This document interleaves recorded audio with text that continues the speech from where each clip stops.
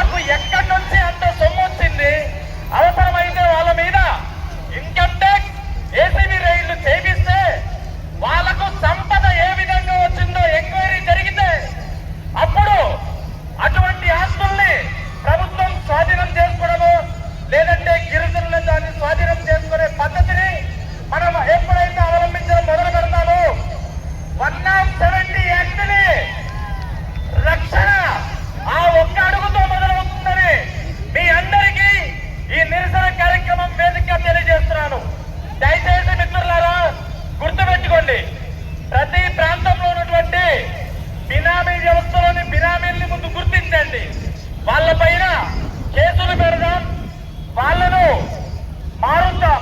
ఎప్పుడైతే 170కి చీడ పురుగులుగా ఉన్నటువంటి మన గిరిజన సోదరులు, మిత్రులు, అలాగే ద్రోహులు, వీళ్ళని మనం మార్చగలిగితే 170 ఆటోమేటిక్ గా దాన్ని అది రక్షించుకొని పటిష్టతకు మనం తీసుకొచ్చే అవకాశం ఉంటుంది. కనుక మిత్రులారా, ఈ నిరసన కార్యక్రమం సందర్భంగా నేను మీకు విన్నవించేది ఒకటి, ఈ గిరిజన ద్రోహులైనటువంటి ఈ బినామీల్ని వదిలే ప్రసక్తే లేదు.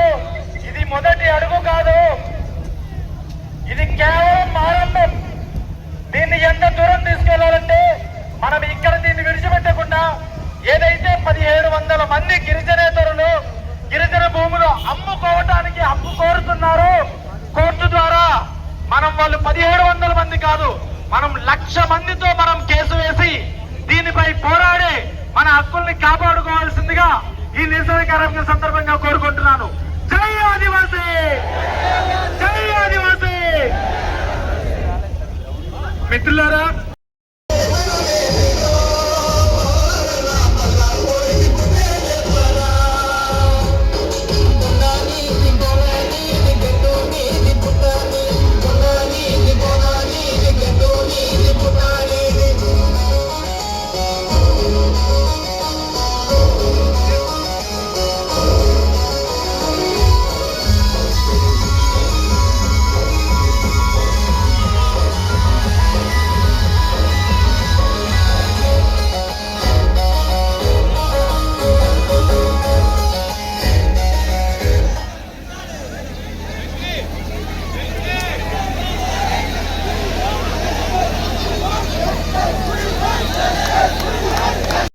రాష్ట్ర ప్రభుత్వం సుప్రీంకోర్టులో ఇంక్లూడ్ అయ్యి బలమైన వాదనలు వినిపించి ఇది ఆదివాసుల రాజ్యాంగ హక్కు, ఆ రాజ్యాంగ హక్కుని నిర్వీర్యం చేయడం కుదరదు అని చెప్పేసి ఆదివాసుల పక్షాన్ని నిలబడి ఆదివాసీ హక్కుల చట్టాలు కాపాడాలని చెప్పేసి డిమాండ్ చేస్తూ ఈ కార్యక్రమం జరుగుతుంది.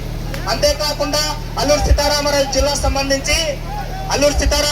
సంబంధించి విశాఖపట్నం జిల్లా నుంచి విడిపోయింది. ఈ విడిపోయిన ఈ జిల్లాలో జోన్ 2లో చేర్చడం వల్ల అన్యాయం జరుగుతుంది. ఇది జోన్ 1లో కొనసాగించాలని చెప్పేసి ఈ సందర్భంగా తెలియజేయడం జరుగుతుంది. 2026 డిఎస్సీలో ఆదివాసులు 100% రిజర్వేషన్ డిఎస్సీ నోటిఫికేషన్ తక్షణమే విడుదల చేయాలి. అది మన మన ప్రాజెక్ట్ అధికారి పరిధిలో ఉంటుంది. అది గవర్నమెంట్ తో మాట్లాడి చేయాలని చెప్పేసి హైడ్రో పవర్ ప్రాజెక్ట్ పేరుతోటి ఏజెన్సీ మొత్తం జలసమాధి చేయాలని జీవో నెంబర్ 13/51/2 విడుదల చేస్తారు. అది రద్దు చేసి హైడ్రో పవర్ ప్రాజెక్ట్ రద్దు చేయాలని చెప్పేసి, అలాగే బాక్సైట్ సంబంధించినటువంటి రహస్య సర్వేలు మరి ఈ ప్రాంతంలో మొదలు పెట్టారు. ఖచ్చితంగా బాక్సైట్ సంబంధించిన అంశం మొత్తం రద్దు చేయాలని చెప్పేసి ఈ అంశాల మీద వెంటనే స్పందించి మీ వైపు నుంచి రాష్ట్ర ప్రభుత్వం తెలియజేసి ఈ చర్యలు తీసుకోవాలని చెప్పేసి ఈ సందర్భంగా మిమ్మల్ని అడుగుతున్నాం. కాబట్టి రాష్ట్ర ప్రభుత్వం ద్వారా తమరు ఈ ఆదివాసులకి హామీ ఇచ్చి ఈ చట్టం అమలు చేయడం కోసం పూనుకుంటారని చెప్పేసి భావిస్తున్నాం. ఇది దీనికి సంబంధించిన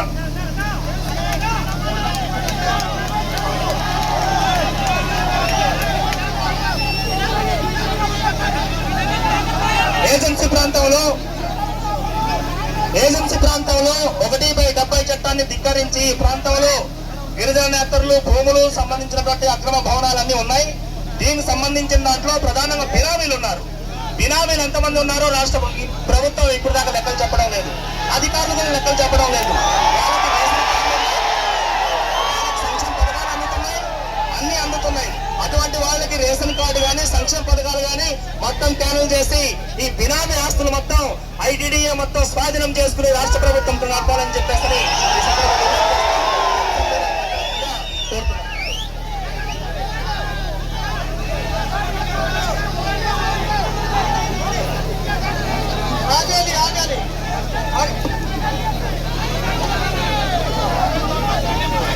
అలాగే మిత్రులారా, అందరు మీరు చెప్పారు, మా దృష్టిలో ఉంది.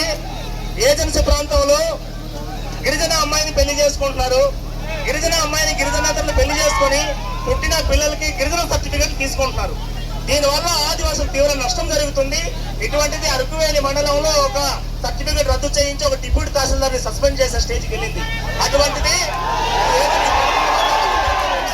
ఇది కూడా తక్షణమే స్పందించి పరిష్కారం చేయాలని చెప్పేసి కోరుతున్నాం.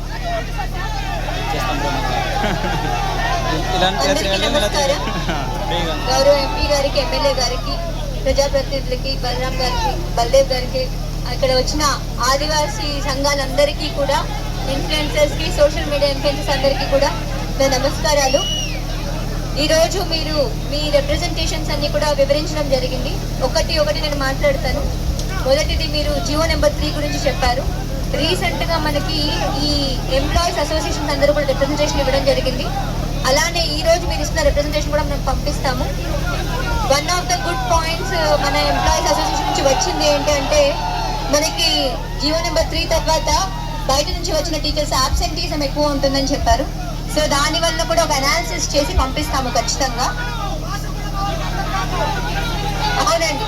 సో మనకు వచ్చే ప్రాబ్లమ్స్ ఏంటి, దాని వలన మనకి లోకల్స్ వల్ల ఉండే బెనిఫిట్స్ ఏంటి అని రిప్రజెంటేషన్ ఖచ్చితంగా పంపిస్తాము. ఫస్ట్ వచ్చి ప్లేన్స్ నుంచి వచ్చిన వాళ్ళు వెంటనే ట్రాన్స్ఫర్ కోరుకుంటున్నారు అని చెప్పారు. కాబట్టి we will make an analysis and will submit. రెండోది విషయానికి వచ్చేటప్పటికి, మీరు ఈ 1/170 గురించి అడిగారు, 1/70 కోసం అడిగారు. మన సుప్రీంకోర్టుకి రీసెంట్ గా కొందరు నాన్ ట్రైబ్స్ కేసు పెట్టిన విషయం తెలిసిందే. And entire ITDA and district administration, మన అల్లూరి సీతారామరాజు కేవలం ట్రైబల్ డిస్ట్రిక్ట్ కాబట్టి పూర్తి జిల్లా యంత్రాంగం ట్రైబల్ రైట్స్ ని అప్హోల్డ్ చేయడానికి మాత్రమే ఉన్నాము. మా మెయిన్ రైట్స్ అండ్ మా మెయిన్ డ్యూటీ ఇక్కడ మీ అందరి రైట్స్ పరిరక్షించడం మాత్రమే. కాబట్టి 1/70కి సంబంధించి ఎటువంటి వయలేషన్ జరగడానికి లేదు, చేయనివ్వము.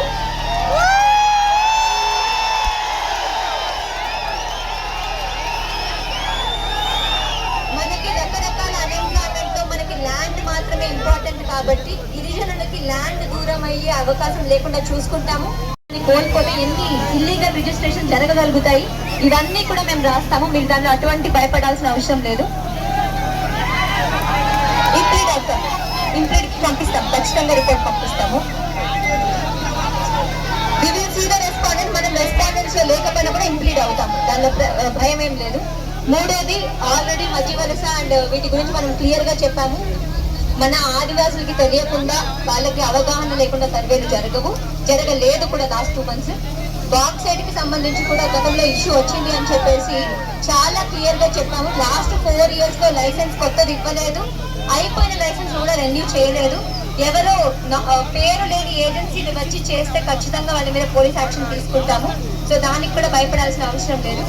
కొత్త డిఎస్సి నోటిఫికేషన్, మాకు కూడా చాలా విలేజెస్కి వెళ్ళినప్పుడు బిఎడ్ కంప్లీట్ చేసిన పిల్లలు, 10th పాస్ అయిన పిల్లలు ఎంప్లాయ్మెంట్ లేకపోవడం వల్ల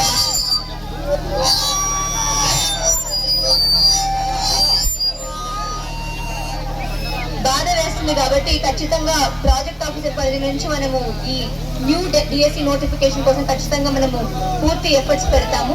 ఫైనల్ గా నాన్ ట్రైబ్స్ కి సంబంధించి మీరు మాట్లాడారు. ఆల్రెడీ మనం అన్ని రెవెన్యూ అధికారులకి క్లియర్ గా చెప్పాము. Cost is acquired by birth, not by marriage. Cost అనేది పుట్టుకతో వస్తుంది, పెళ్లి ద్వారా రాదు. సో కేవలం గిరిజనేతల అమ్మాయిని పెళ్లి చేసుకుంటే గిరిజనేతరుడికి కాస్ట్ మారదు. అలా కాస్ట్ సర్టిఫికేట్స్ ఉన్నవన్నీ కూడా రద్దు చేస్తాము.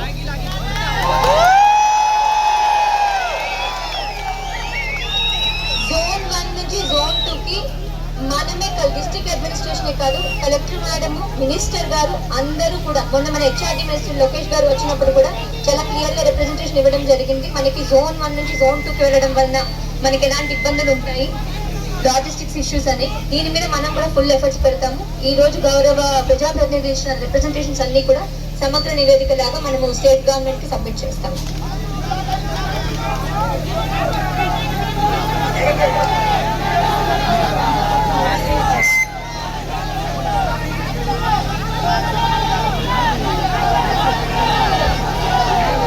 ఒకసారి వినాలి, అందరూ వినాలి. దయచేసి మేడం గారు చాలా విషయాలు చెప్పారు. మేము చెప్తున్న విషయాలకు సంబంధించి చూసుకున్నప్పుడు, ఇక్కడ జిల్లా అడ్మినిస్ట్రేషన్ సంబంధించి చూసుకున్నప్పుడు 170కి సంబంధించి పూర్తి వైలేషన్ జరుగుతుంది. ఇక్కడ అధికారులు, జిల్లా కలెక్టర్లు, జిల్లా ఐటీడీఏ ప్రాజెక్ట్ ఆఫీసర్, జేసీ మేడం గారు అందరి సమక్షంలోనే 170 వైలేట్ జరుగుతుంది. ఎలా వైలేట్ జరుగుతుందో మీ అందరికీ తెలుసు, నాకన్నా మీకే బాగా తెలుసు. బట్ ఈ రోజు వరకు దాని వైలేషన్ సంబంధించి లీగల్ ప్రొసీజర్లు వెళ్ళడానికి ఎల్టీఆర్ కేసు నమోదు చేయాలి. ఇప్పుడు వరకు ఒక ఎల్టీఆర్ కేసు ఐటీడీ నమోదు చేయాలి.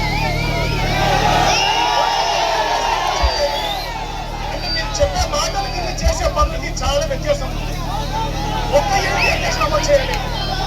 ఒక బినామీ ట్రైబ్ కావచ్చు, లేదని ట్రైబుల్ అమ్మాయిని వివాహం చేసుకుని ఆస్తులు సంపాదించిన నాన్ ట్రైబ్ మీద కావచ్చు, లేదా నకిలీ ట్రైబుల్ని నకిలీ సర్టిఫికేట్ తీసుకోవాలని ఒక క్రిమినల్ కేసు కూడా ఇప్పుడు వరకు పెట్టలేదు ఐటీడీ వాళ్ళు.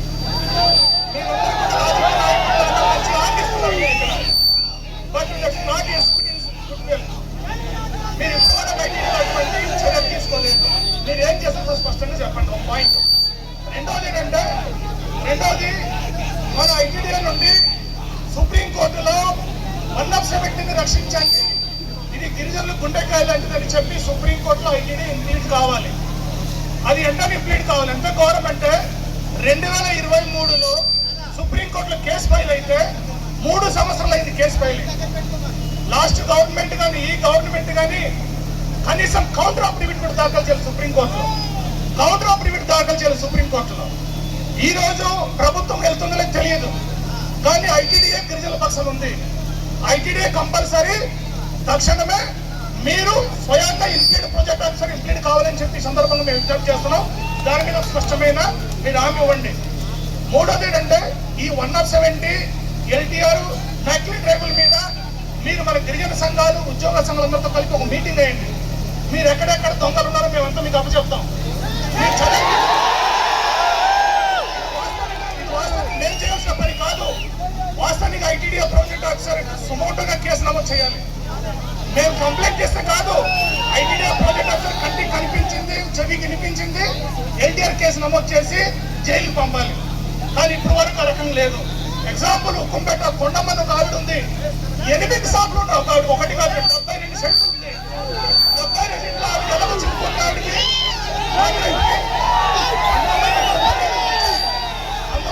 వాళ్ళు చెప్తుంది ఏంటి, మొత్తం భూమి తిరగదు అని చెప్పి. మరి వాళ్ళకి ఇస్తాం మనం 72 సెంట్ల భూమి. వాళ్ళకి మాకు తెలిసింది మీరు జడ్జిమెంట్ ఇచ్చారని. మీరు జడ్జిమెంట్ ఇచ్చారని తెలిసింది మాకు. మీరు జడ్జిమెంట్ అంతా వెనక్కి తీసుకోండి, లేకపోతే బిల్డింగ్ కూల్ చేస్తాం.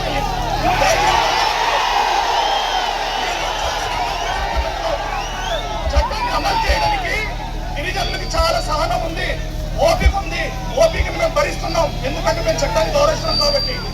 చట్టం కానీ మీరు ఉల్లంఘిస్తే అరకులు మేము 10 బిల్డింగ్లు కూల్చే మా కొత్త ఏం కాదు. మేము జైలు కూడా వచ్చాం, దాదాపు 30 రోజులు జైల్లో ఉన్నాం, విశాఖపట్నం జైల్లో. మాకేం కొత్త ఏం కాదు. కానీ మేము చెప్పదలుచుకుంది ఆ స్థితికి రానివ్వద్దు.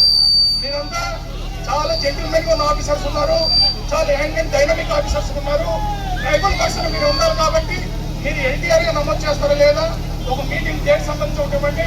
2, మీరు 170 మీద సుప్రీంకోర్టులో ఇంప్లీడ్ అవుతారో లేదని స్పష్టంగా మీరు చెప్పాలని కోరుతున్నాం. ఇక ఇంకో విషయం ఏంటంటే జీవో నెంబర్ 3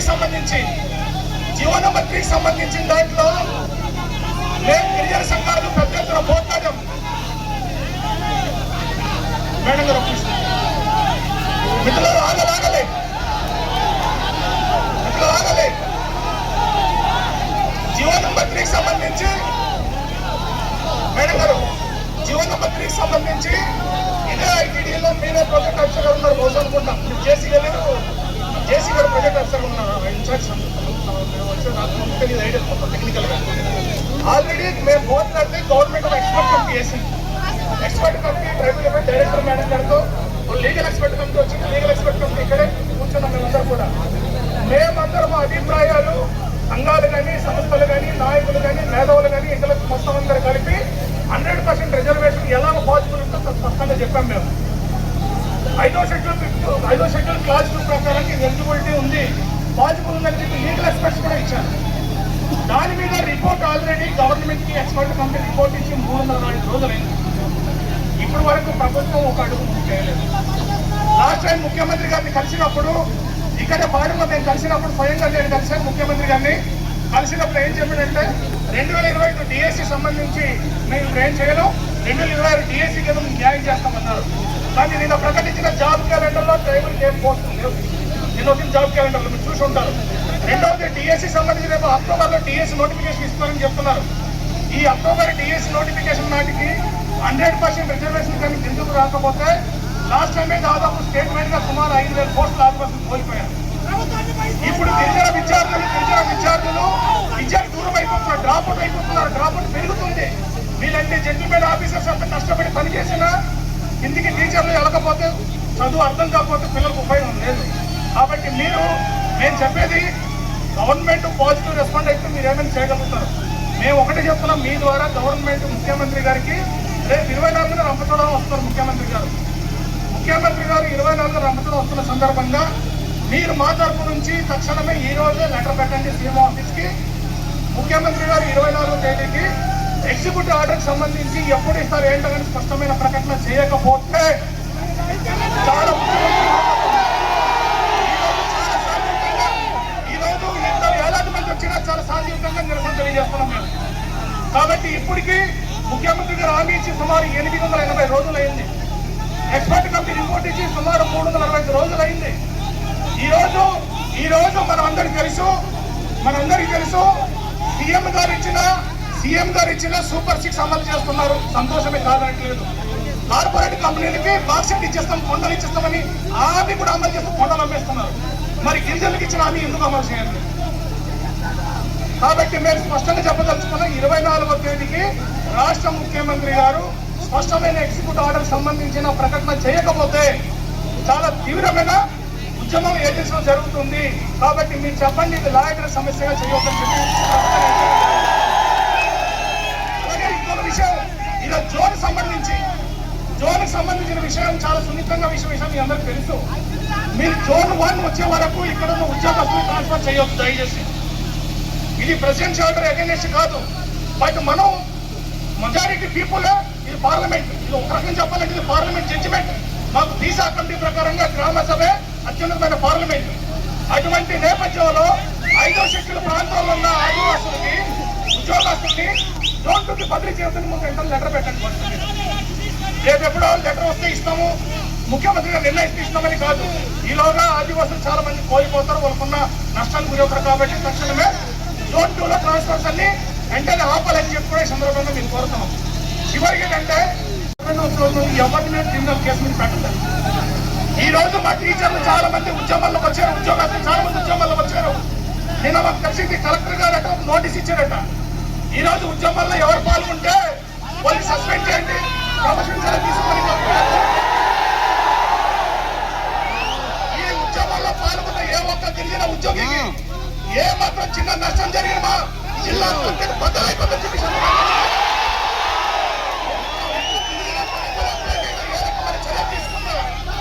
ఏ సమస్య కావాలన్నా ఊరుకోవాలని చెప్పడం తీసుకోండి, దయచేసి వెనక్కి తీసుకోండి. వాస్తవానికి కలెక్టర్ గారు ఉంటే మాట్లాడుతూ అనుకున్నాం. కలెక్టర్ గారు వినాలి, కలెక్టర్ గారు హైకోర్టుకి విజయవాడ గారు హైకోర్టుకి, కాబట్టి కలెక్టర్ గారు లేరు కాబట్టి ఈరోజు ఇన్ఛార్జ్ కలెక్టర్ చేసి మేడంగా వచ్చి ఉన్నారు, ప్రాజెక్ట్ ఆఫీసర్ గారు వచ్చి ఉన్నారు, ఇక్కడ IR officer district IR officers కాబట్టి మాకందరికీ ఒక స్పష్టమైన మీరు హామీ భరోసా ఇవ్వాలని చెప్పి మీకు కోరుతున్నాం. కాబట్టి అర్థం చేసుకొని మీరు గిరిజనుల పక్షాన సానుకూలంగా మీరు మాట్లాడండి, గిరిజనుల పక్షాన సానుకూలంగా మీరు నివేదిక ఇవ్వాలని చెప్పి మీ అందరూ విజ్ఞప్తి చేస్తూ మేము చెప్పిన అంశంతో స్పష్టమైన క్లారిఫికేషన్ ఇవ్వాలని చెప్పి అందరూ విజ్ఞప్తి చేస్తాం.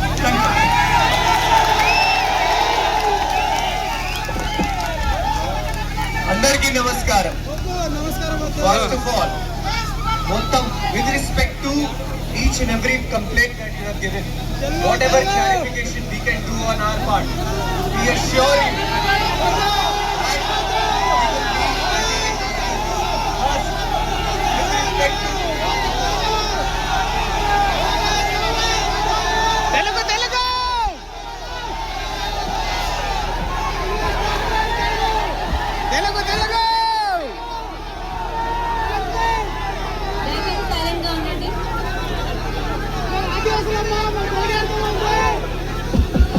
అందరికీ నమస్కారం. వినండి, సో మీరు అడిగిన ఈ ఎన్టీఆర్ కేసెస్ కోసం, బినామీస్ కోసం కూడా మేము గిరిజన సంఘాల వాళ్ళతో కలిసి ఒక మీటింగ్ పెట్టమన్నారు.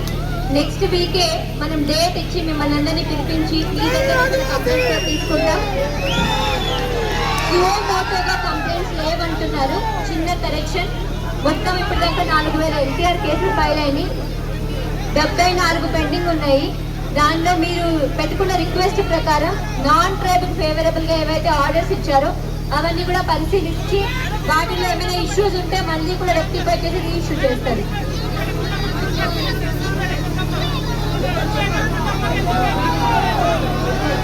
అయ్యో హుకుంపేట కేసు నేను వెరిఫై చేస్తాను పర్సనల్ గా, నోటీస్ ఇచ్చి వెరిఫై చేస్తాను. నెక్స్ట్ మన ప్రజాప్రతినిధులు చెప్పినట్టు ఈ రోజు రిప్రజెంటేషన్ మనం ఈ రోజు ఏవైనా రిపోర్ట్స్ మెంబర్స్ కావాలంటే అవి సేకరించి మాక్సిమం రేపు లోపు లెటర్ అనేది దయచేసి ఖచ్చితంగా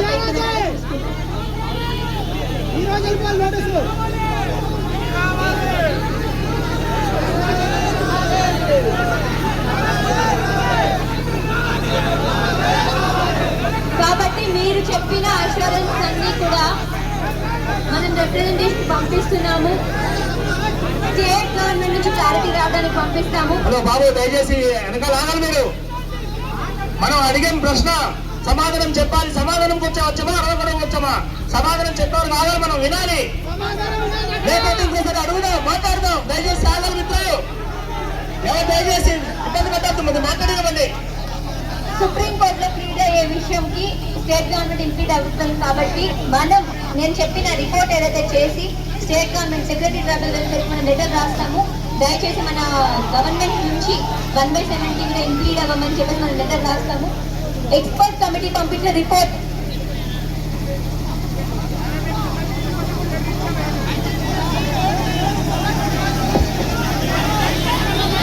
ఖచ్చితంగా 1/70 గవర్నమెంట్ కంప్లీట్ గా అనుకూలంగానే ఉంటుంది.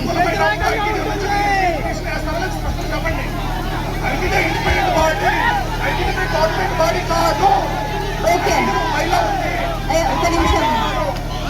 ఇంటికి సంబంధించి కంపాల్ నుంచి ఏదైతే ఇన్ఫిల్ట్రేషన్ వెళ్ళిందో వెరిఫై చేసి సిమిలర్ ప్లాన్ అనేది రెడీ చేస్తాము. ఫైనల్లీ మీరు ఎక్స్పర్ట్ కమిటీ రిపోర్ట్ ఏదైతే అన్నారో ఆల్రెడీ 1 year డిలే అయిందని ఎక్స్పర్ట్ కమిటీకి రిమైండర్ లెటర్ మళ్ళీ పంపిస్తాము. ఫలానా లాస్ట్ ఇయర్ మనం ఇలా రిపోర్ట్ పంపించాము, ఇప్పుడు దాకా లేదు. మనకి ఈ రోజు ఇంత భారీ స్కేల్లో రిప్రజెంటేషన్ జరిగింది కాబట్టి చాలా మంది గిరిజనులు దీని మీద రిక్వెస్ట్ అడుగుతున్నారు కాబట్టి మాకు దీని మీద క్లారిటీ ఇవ్వమని చెప్పేసి మళ్ళీ రిమైండర్ లెటర్ మనం పంపిస్తాము. కాబట్టి మీరు ఒక్కటి you have to assure that ఏ విధంగా అయినా కూడా మనం యాజ్ ఎ డిస్ట్రిక్ట్ అడ్మినిస్ట్రేషన్ మాకు బాధ్యత, ఐటీడీఏలో పోస్ట్ అయిన ప్రాజెక్ట్ ఆఫీసర్ గారికి ఇక్కడ పోస్ట్ అయిన మాకైనా కూడా ఇక్కడ రూల్స్ ప్రొటెక్ట్ చేయడం, ట్రైబ్స్ ప్రొటెక్ట్ చేయడం is my responsibility, our responsibility. ఇది మా బాధ్యతగా మేము తీసుకుంటాము. మీరు ఎన్నిసార్లు రిప్రజెంటేషన్ తీసుకున్నా కూడా దాన్ని రూల్ ప్రకారం మేము డిస్పోజ్ చేయడం చేస్తాము. కాబట్టి I want all of you to give cooperation and support. We will definitely extend our legal support to you.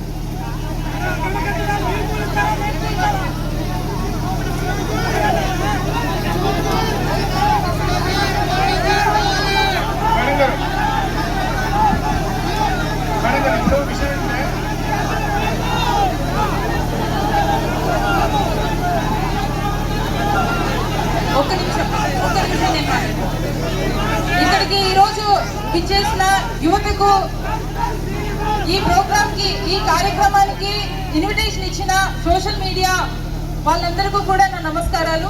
అయితే ఈరోజు మన గిరిజన ప్రాంతం 5 సమస్యలతో చుట్టుముట్టుంది. 1 bauxite, 2 GO number 3, 3 1/70 act, 4 zone issues. So ఇవన్నిటి మీద 5 హైడ్రో పవర్ ప్రాజెక్ట్, ఇవన్నిటి మీద మనం చుట్టుముట్టి ఉన్నాం.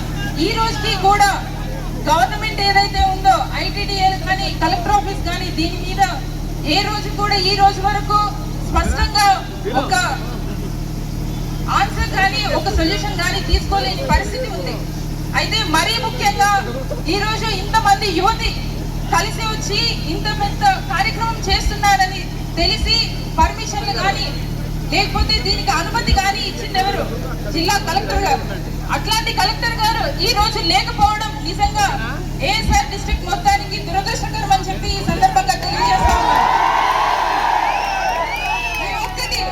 ఈ రోజు కలెక్టర్ గారు ఈ కార్యక్రమానికి అటెండ్ అవ్వకపోవడం, ఈ రోజు ఇప్పుడున్న ప్రభుత్వం ఎంత నియమ నిబంధనలతో ఈ రోజు గిరిజన ప్రాంతానికి ఉన్నారో ఈ ఒక్కటి ఎగ్జాంపుల్ గా చెప్పుకోవచ్చు అని చెప్పి ఈ సందర్భంగా తెలియజేస్తా ఉన్నాను.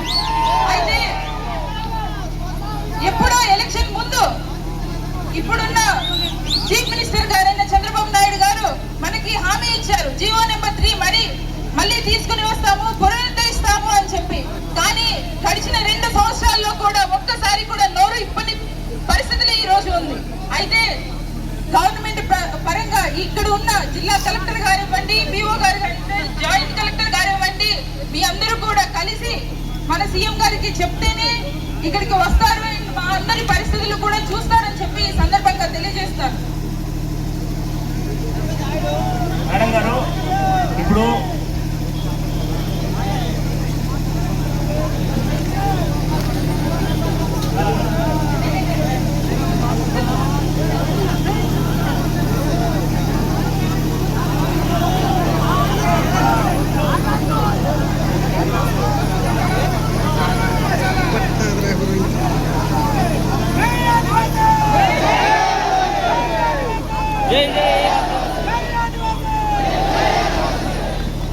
ఈ పాడేరు గడ్డ మీద నేను ఇలా మైక్ పట్టుకొని మాట్లాడటం నాకు ఫస్ట్ ఆఫ్ ఆల్ చాలా గర్వంగా ఉంది.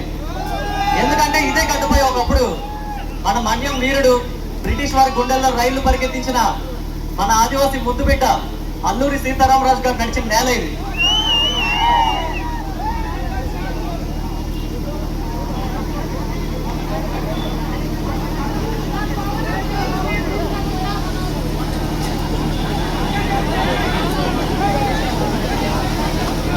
సరే, అయితే నేను సాధారణంగా యూట్యూబ్ లో, ఇన్స్టాగ్రామ్ లో ఏదో చిన్న చిన్న వీడియోస్ చేసుకుంటూ ఉంటాను.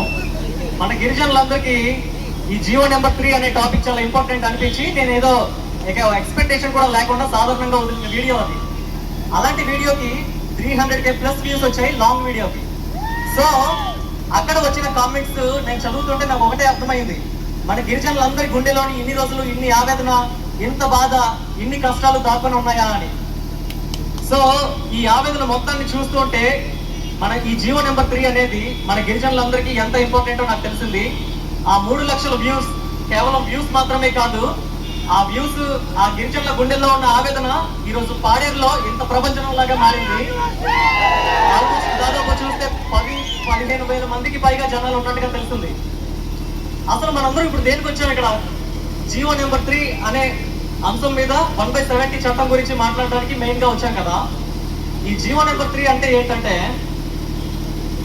అడవుల్లో కరెంటు లేని గుడిసెల్లో, రోడ్లు లేని ఊర్లో మన పిల్లలు, మన విద్యార్థులు చదువుకోవాలంటే ఇక్కడ కష్టాలు తెలిసిన, ఇక్కడ భాష తెలిసిన, మన గిరిజనుల కష్టాలను అర్థం చేసుకునే పర్ఫెక్ట్ టీచర్స్ ఇక్కడ లోకల్ వాళ్ళే ఉంటే బాగుంటుంది అని తయారు చేసిన చట్టం ఈ జీవో నెంబర్ 3.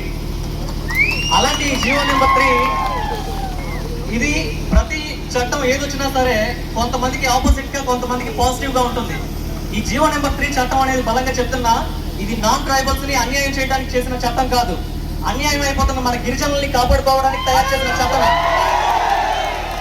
అండ్ ఇంకొకటి, ఒక మనిషికి 2 కళ్ళు ఎలా ఎంత ఇంపార్టెంటో ఇంకొకటి అలాంటిదే ఈ 1/70 చట్టం. ఈ 1/70 చట్టం ఏంటంటే, మన గిరిజనులు ఎంతో కాలం నుంచి తరతరాలుగా మన తాతలు ముత్తాతలు కష్టపడి సాగు చేసుకొని బండలను కరిగించి సాగు చేసుకున్న భూములు ఇవి. ఈ భూములు నాన్ ట్రైబల్స్ దోచుకోకుండా మన భూముల్ని మనం కాపాడుకోవడానికి తయారు చేసిందే ఈ 1/70 చట్టం. సో ఈ చట్టాన్ని కూడా కాపాడుకోవాల్సిన బాధ్యత మనందరి పైన, మన గిరిజనుల పైన. ఈ రోజు ఇక్కడికి విచ్చేసిన అందరి గిరిజనులకి, ఈ వీడియో చూస్తున్న వాళ్ళందరికీ కూడా మన బాధ్యత ఇది. సో దీన్ని కాపాడుకునే ప్రయత్నం చేద్దాం. ఈ అవకాశం ఇచ్చినందుకు మన గిరిజన యువత అందరికీ, ఇక్కడ వచ్చిన రాజకీయ నాయకులందరికీ కూడా మనస్ఫూర్తిగా థ్యాంక్స్ చెప్పుకుంటున్నాను. ముఖ్యంగా ఇంత అవేర్నెస్ ప్రోగ్రామ్ ని కండక్ట్ చేసిన మన ఈ సోషల్ మీడియా వ్యక్తులందరికీ కూడా మనస్ఫూర్తిగా మరోసారి థ్యాంక్స్ చెప్పుకుంటున్నాను.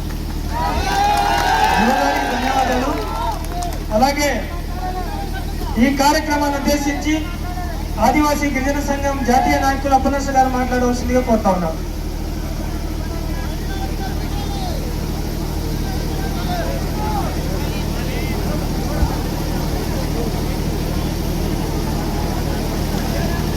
సభాధ్యక్షులు రాధాకృష్ణ గారు, ఈ కార్యక్రమాన్ని ఇంత చక్కగా ఆర్గనైజ్ చేస్తున్న ఏఎస్ఆర్ జిల్లా సోషల్ మీడియా ఇన్ఫ్లుయెన్సర్స్, కంటెంటర్స్ అందరికీ, అలాగే ఈ కార్యక్రమాన్ని విజయవంతం చేయడానికి తరలి వచ్చిన ఆదివాసీ ప్రజానీకం అందరికీ ఆదాపు వందనాలు తెలియజేస్తున్నాం. మిత్రులారా, మీ అందరికీ తెలుసు, ఆదివాసులు స్వతంత్రం రాకముందు పోట్లాడారు, స్వతంత్రం వచ్చిన తర్వాత పోట్లాడారు. మన ప్రాంతంలో మన రాజ్యం అని చెప్పిన తర్వాత కూడా మనం పోట్లాడుతున్నాం. అంటే మన ప్రాంతంలో మన రాజ్యం ఉందా లేదా? లేదు. మన రాజ్యం పేపర్లో ఉంది. మన రాజ్యం ఎక్కడ ఉంది? పేపర్లోనే మన రాజ్యం ఉంది. మన గ్రామ సభకు అధికారం లేదంట, మన 1/70 చట్టం పనికి రాదట, మనకు జీవో నెంబర్ 3 పనికి పడిందట, మన అడవులన్నీ కావాలట. కాబట్టి మీరందరూ కవర్లో పెట్టుకోండి. ఈరోజు ఆదివాసీ ప్రజానీకం చాలా తీవ్రమైన ప్రమాదములు ఎదుర్కొంది. తీవ్రమైన ప్రమాదంలో ఉన్నాం మనం. ఈరోజు జీవో నంబర్ లాంటిది ఉద్యోగం లేక వందలాది మంది నిరుద్యోగులందరూ రోడ్డు మీద తిరుగుతున్నారు. గవర్నమెంట్ చక్కగా జాబ్ మేళ కార్యక్రమం నిర్వహించి మన గిరిజన యువతని చీప్ లేబర్ 5,000కి, 8,000కి, 10,000కి షాపింగ్ మాల్కి తీసుకెళ్లి పని చేయిస్తుంది. ఇది బానిసత్వం. ఇది మన గిరిజన ప్రాంతంలో ఇది ఒక బానిసను సృష్టిస్తూ ఉన్నారండి. ఈ బానిస బ్రతుకు మనకొద్దు. మన గుండె మీద చేసుకొని మన ఆత్మాభిమానంగా, ఆత్మ గౌరవంగా కాలు మీద కాలేసుకొని ఒక బ్రతికే జీవితం కావాలి. అటువంటి జీవితం మనకు జీవో నెంబర్ 3 మాత్రమే ఇస్తుంది. అందుకే జీవో నెంబర్ 3 తప్పకుండా 100% రిజర్వేషన్ సాధించే వరకు కూడా మన ఉద్యమం కొనసాగుతుందనే విషయాన్ని మీరందరూ గమనించాలని చెప్పి మీ అందరూ కోరుతున్నాను. మీ అందరికీ తెలుసు, అరకు వ్యాలీలో 2024 జనవరి 20 తేదీన అరకు వ్యాలీ బహిరంగ సభలో రాష్ట్ర ప్రతిపక్ష నాయకుడుగా ఆ రోజు కూటమి ప్రభుత్వ అధినేతగా ఇప్పుడున్న రాష్ట్ర ముఖ్యమంత్రి చంద్రబాబు నాయుడు గారు చాలా స్పష్టమైన ప్రకటన చేశారు. ఆ ప్రకటన చేసేటప్పుడు ఆ వేదిక మీద మన అరకు నాయకులు, పాడి నియోజకవర్గ నాయకులు, పెద్ద పెద్ద నాయకులు అందరూ వేదిక మీద ఉన్నారు. మా చంద్రబాబు నాయుడు గారు మనం ఒక రకంగా ఆయన ఆపిస్తే మనంతా గిరిజనులు చప్పట్లు కొట్టారు. ఈ రోజు చప్పట్లు కొట్టి 885 రోజులైంది. మీ చప్పట్లకు మీద ప్రయోజనం వచ్చిందా? ఏమైనా వచ్చిందా? లేదు. ఆ రోజు చంద్రబాబు గారు ఏమన్నారు? జగన్ ఏమో మొత్తం బటన్ నొక్కుతున్నాడు, కానీ ఆదివాసులకి ఏం బటన్ నొక్కలేదు, మేము 100% రిజర్వేషన్ ఇస్తామన్నాడు ఆయన. అన్నాడా లేదా? మరి జగన్ గారు ఏం చేశారో లేదో తర్వాత సంగతి. రేపు నువ్వు హామీ ఇచ్చావు, హామీని అమలు చేయాలా వద్దా? ఈరోజు సూపర్ 6 అని చెప్పి రాష్ట్ర వ్యాప్తంగా అందరికీ హామీ అమలు చేశారు. ఈరోజు కార్పొరేట్ కంపెనీలకి మాకు ఎన్నికలు వస్తే మేము గెలిస్తే మీ ప్రభుత్వానికి ఆ కొండలు అమ్మేస్తాం, ఈ కొండలు అమ్మేస్తాం నుంచి హామీలు ఇచ్చారు. వాళ్ళందరికీ కొండలు అమ్మేస్తున్నారు. మరి నీకు ఇచ్చిన హామీ అమలు చేయాలా వద్దా? ఆదివాసులకు ఏమి ఇచ్చిన హామీ? ఆదివాసులకు ఇచ్చిన హామీ ఏంటి?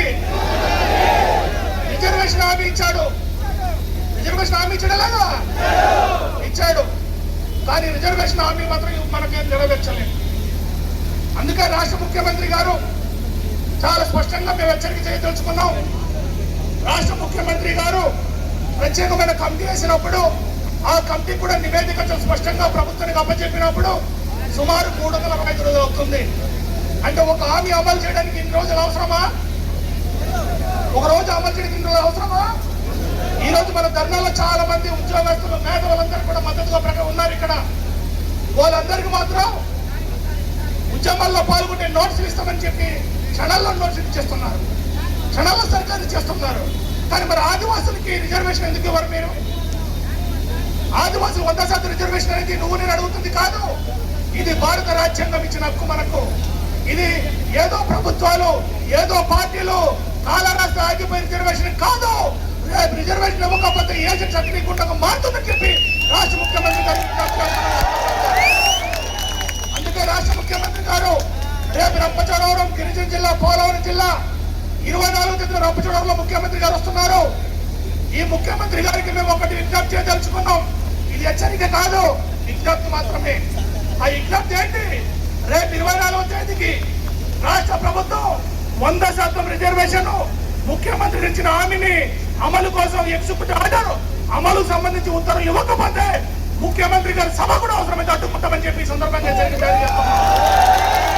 రాష్ట్ర ముఖ్యమంత్రి గారు రంపచోడవరం వచ్చే ముందే ఆదివాసులు 100% రిజర్వేషన్ మీద ప్రకటన కాదు, ఆర్డర్స్ కావాలి.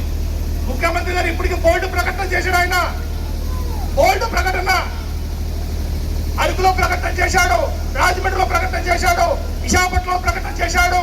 లాస్ట్ ఏడాది ఆగస్టు 9న ఆర్డర్ సందర్భం కూడా ప్రకటన చేశాడు. ఈ ప్రకటనలు ఎన్ని రోజులు మాయమెట్లు జనాన్ని మోసం చేస్తాం మనం. కాబట్టి మోసం వద్దు, మీ మాట నిలబెట్టండి. మీరు రాజకీయంలో సీనియర్, ఈ దేశంలోనే సీనియర్ రాజకీయవేత్తగా ఉన్నారు. మీకు రాజ్యాంగ పరమైన పరిపూర్ణమైన అవగాహన వ్యక్తి కాబట్టి సాధ్యం అవుతుంది. కాబట్టి మీ రిజర్వేషన్ మీద హామీ ఇచ్చి మేము భావిస్తున్నాం. కాబట్టి మీరు మీ హామీని అమలు చేసి మీ పెద్దరికం నిలబెట్టుకోవాలని చెప్పి ఈ సందర్భంగా రాష్ట్ర ముఖ్యమంత్రి గారికి విజ్ఞప్తి చేస్తున్నాం. ఈరోజు 170 చాలా ప్రమాదం. 2023లో 1672 మంది సుప్రీంకోర్టులో నాన్ ట్రైబల్ కేసులు వేశారు.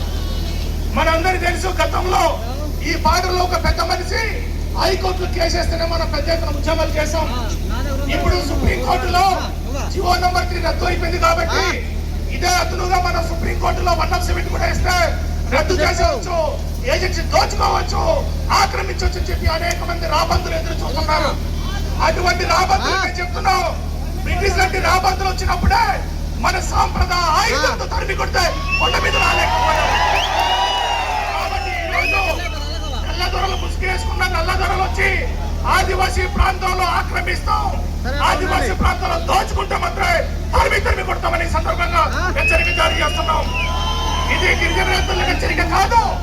రాష్ట్ర ప్రభుత్వం ఈరోజు 170 సక్రమంగా అమలు చేయకపోవడం వల్లనే వలస పెరిగిపోయింది. ఇక్కడ ఈరోజు సుప్రీంకోర్టులో ఏమని కేసేశారు?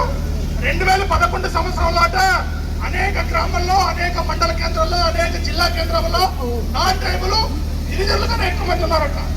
మేము గిరిజనుల కన్నా ఎక్కువ మంది ఉన్నాం కాబట్టి ఆ భూమి మాది అంటున్నారు. ఇప్పుడు అసలు గిరిజనులు ఎక్కువ మంది, గిరిజనుల కన్నా ఎక్కువ మంది ఎలాగొచ్చారు? ఎందుకు వచ్చారు? ఎవరు రానిచ్చారు? ఈ రోజు వాటిని కంట్రోల్ చేయాల్సిన ప్రభుత్వం ఈరోజు నిమ్మకు నీరెత్తినట్టు చేసి ఒకటి బయట చట్టాన్ని నీరు గర్చడం వల్లనే ఈరోజు గిరిజన నేతలు చాలా మంది వచ్చి ఈరోజు రాజ్యాంగ ప్రకారం సవాలు చేస్తున్నారు. గతంలో ఇదే సుప్రీంకోర్టులో 98లో కూడా ఒక సవాల్ జరిగింది. రామరెడ్డి అన్నప్పుడు 170 సవాల్ చేస్తే ఆడు సుప్రీంకోర్టు సపోర్ట్ చేసింది. కానీ ఈ రోజు సుప్రీంకోర్టు ఉన్న జడ్జీలు, ఈ రోజున్న అనేక మంది ప్రభుత్వాల పాలకులు కనీసం 3 సంవత్సరాలైనా కౌంటర్ అఫిడవిట్ దాఖలు చేయలేదంటే మన పట్ల ఎంత చిత్తశుద్ధుకున్నారో అర్థం చేసుకోండి.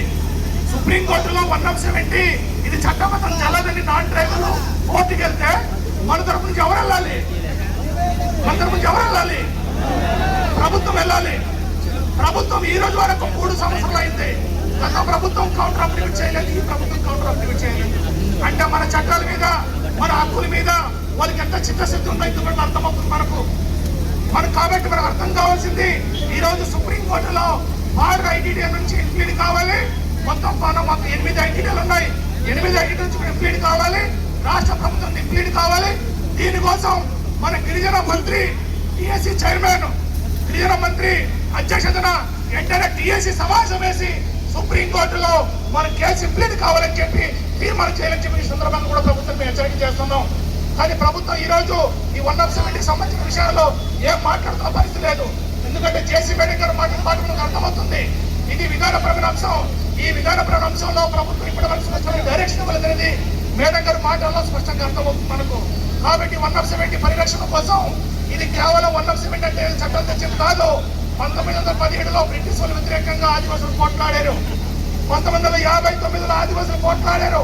1970లో శ్రీకాకుళం గిరిజన రైతాంగ పోరాటంలో సుమారు 4000 మంది గిరిజనులు ప్రాణత్యాగం చేస్తే మనకు జీసీసీ వచ్చింది, 170 వచ్చింది, జీవనోపాధి వచ్చింది. కేవలం ప్రజాప్రతినిధులు అసెంబ్లీలో పార్లమెంట్ చేసిన చట్టం కాదు. ఆదివాసులు చెమట ఓడ్చి, ఆదివాసులు రక్తం చిందించి మనం సాధించుకున్న చట్టం. ఆ చట్టం రక్షణ కోసం, ఆ ప్రజల రక్షణ కోసం ఆదివాసులు అవసరమైతే ఎంతటి పోరాటానికి సిద్ధమని చెప్పి సందర్భంగా ప్రభుత్వానికి మనం విజ్ఞప్తి చేస్తున్నాం. ఇదే కాదు, ఈరోజు జోన్ 1 సంబంధించిన విషయం. ఈ జోన్ 1 సంబంధించిన విషయంలో మీరందరూ గమనంలో పెట్టుకోవాలి. ఈ రోజు అల్లూరు జిల్లా ఉమ్మడి జోన్లో ఉండేది, ఇంతకు ముందు విశాఖపట్నం జోన్లో ఉండేది. విశాఖపట్నం జోన్లో ఉన్నప్పుడు విశాఖపట్నం మన ట్రైబల్ ఎంప్లాయీస్ చాలా మంది మన కుటుంబాలు అక్కడ ఉన్నారు. మన ఉద్యోగస్తులు చాలా మంది ఉన్నారు. మన గిరిజన ప్రాంతంలో చదువే మనకు చాలా తక్కువ. మన అక్షర శాతం ఎంత? 49%. 100కి 100 మంది గిరిజనులు ఉంటే, 100 మంది ప్రజలు ఉంటే మన 49 మంది చదువుకున్నాం మనం. ఈ 49 మందిలో కొద్దిమంది ఉద్యోగం చేస్తున్నారు. ఆ కొద్దిమంది ఉద్యోగం చేస్తున్నారు కూడా పుట్ట మొక్కలు, చెట్టు మొక్కలు వేసే ప్రయత్నం చేస్తున్నారు. అటువంటిది కాదు. మనం జోన్ 1 సంబంధించిన విషయాల్లో ప్రభుత్వం బదిలీ చేయకుండా మన వెంటనే చర్య తీసుకుని చెప్పి కూడా ఈ సందర్భంగా మేము తెలియజేస్తున్నాం. ఇంతే కాకుండా ఈ రోజు మీ అందరికీ విజ్ఞప్తి చేస్తుంటే చాలా మంది యువత మమ్మల్ని అడిగారు, ఈ రోజు మీరు ధర్నా చేసి ర్యాలీ చేసి రేపందరూ మీరు ప్రశాంతంగా పడుకుంటారని మనల్ని అడిగారు. మనందరూ పడుకుందామా, మేలుకుందామా? మేలుకుందామా, ఉద్యమం చేద్దామా? మనందరూ పోరాటం సిద్ధమేనా? రైట్. మన రాత్రి నిన్న మన ప్రజా సంఘాలందరూ సమీక్షంలో చర్చించి ఒక నిర్ణయం చేసాం. మనం ఈ పోరాటం ఆగకూడదు. మన రిజర్వేషన్ సాధించే వరకు, 170 పరిరక్షించే వరకు మన ఉద్యమం సాగాలి. అందుకే మనం ప్రజా సంఘాలందరూ రాత్రి కూర్చొని చర్చించిన నిర్ణయం ఏంటంటే, రేపు 24వ తేదీన రాష్ట్ర ముఖ్యమంత్రి గారు మన 100% రిజర్వేషన్ మీద స్పష్టమైన హామీ కాదు ఉత్తర్వులు ఇవ్వకపోతే ఆగస్టు 8, 9న రాష్ట్ర వ్యాప్తంగా మన్యం బంధుకి మనం, ఎందుకంటే ఆదివాసీ దినోత్సవం మనం అందరూ సంబరాలు చేసుకుంటాం. ఆదివాసులకు ఏం మిగిలిన సంబంధం చేసుకోవాలి. రిజర్వేషన్ లేదు, ఉద్యోగాలు లేదు, 170 లేదు. పోలవరం కట్టి గిరిజనులు ముంచేస్తున్నారు, బాక్సైట్ కట్టి గిరిజనులకు ఇచ్చేస్తున్నారు, హైడ్రో కట్టి గిరిజనులు ముంచేస్తున్నారు. మరి గిరిజనులు ఏం సంబరం చేసుకోవాలి? మనం ఆదివాసీ దినోత్సవం ఏం సంబరాలు చేసుకుంటాం మనం? అందుకే ఆదివాసీ సంబరాలు కాదు, 8, 9 రాష్ట్ర మన్యం బంధుకి ఈ రోజు మన ఉద్యమానికి సంబంధించి మనం పిలుపుస్తున్నాం. అందుకే మీరందరూ కూడా గమనంలో పెట్టుకొని ఇది రాష్ట్ర ఉద్యమంగా మారుతుంది. రేపు 20 తేదీన ఇదే మాదిగా రంపచూడలో భారీ బహిరంగ సభ అక్కడ మన ఆదివాసీ మిత్రులు నిర్వహిస్తున్నారు ముఖ్యమంత్రి గారికి హెచ్చరిక చేయడానికి. కాబట్టి రేపు 20 తేదీన ముఖ్యమంత్రి ప్రోగ్రాం అయిన తర్వాత మళ్ళా రేపొద్దున మన సంఘాలు నాయకులు అందరూ కూర్చొని భవిష్యత్తు సంబంధించిన ఉద్యమానికి కావాల్సిన ఒక ప్రణాళిక సిద్ధం చేసి ముందుకెళ్ళడం జరుగుతుంది. కాబట్టి మీరందరూ కూడా రాబోయే ఉద్యమానికి మీరందరూ తోడ్పట్టించి మన హక్కులు రక్షించుకోవడం కోసం ఎవరు రారు. ఇక్కడ వచ్చిన జనాలందరికీ బిర్యానీ ప్యాకెట్ ఇచ్చాడు ఎవరైనా మీకు? ఆరో ప్యాకెట్ ఎవరు ఇచ్చారా మీకు? కనీసం వాటర్ ప్యాకెట్ ఇవ్వలేదు ఎవరు? ఇది రాజకీయ పోరాటాలు, రాజకీయ పార్టీ మీటింగ్ కాదు ఇది. ఇది ఆదివాసుల అస్తిత్వం కోసం జరుగుతున్న ఉద్యమం కాబట్టి అదే స్ఫూర్తితో, అదే పట్టుదలతో, అదే ఉద్యమాన్ని ముందుకు తీసుకెళ్లే విధంగా మనందరం ముందుకెళ్ళాలి. దానికి అన్ని రాజకీయ పార్టీలు, అన్ని ప్రజా సంఘాలు సంపూర్ణ మద్దతు ఇచ్చి, సంపూర్ణమైన సహకరించి ఆదివాసీ రిజర్వేషన్ సాధించే వరకు కూడా మన ఉద్యమాన్ని మనందరం ముందుకెళ్ళాలని చెప్పి కూడా ఈ సందర్భంగా విజ్ఞప్తి చేస్తూ సెలవు. నమస్కారం.